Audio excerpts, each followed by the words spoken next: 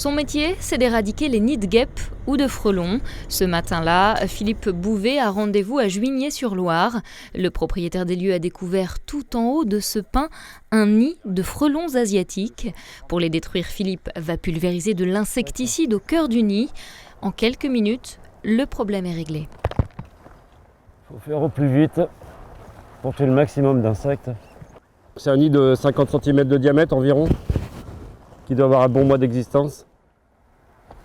Il faut toujours intervenir justement avant septembre-octobre, c'est-à-dire à l'apogée du nid, vraiment quand il arrive au maximum, parce que c'est à cette période-là que la reine pond que des fécondatrices, elle va pondre que des reines.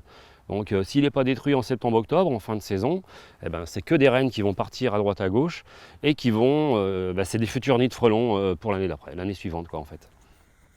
Coût de l'opération entre 80 et 90 € pour une intervention classique, une somme payée par le propriétaire des lieux.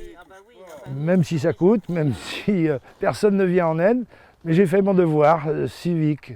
Parce que je sais très bien que si on ne le fait pas, ces nuisibles vont aller s'installer ailleurs et puis provoquer d'autres dégâts.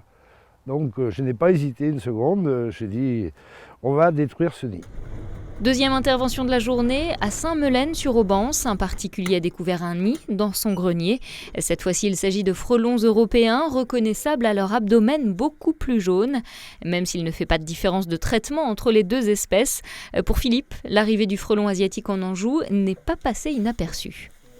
Il y a 3-4 ans de ça, je faisais 20 interventions. Il y a 2 ans, j'en ai fait une cinquantaine, la dernière 100. Et puis certainement que cette année, ça va doubler de volume au niveau du frelon asiatique, quoi.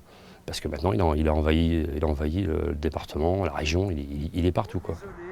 Depuis la fin 2012, le frelon asiatique fait partie des espèces dites nuisibles.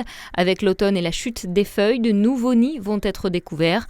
Pour s'en débarrasser, il ne faut pas hésiter à contacter un spécialiste.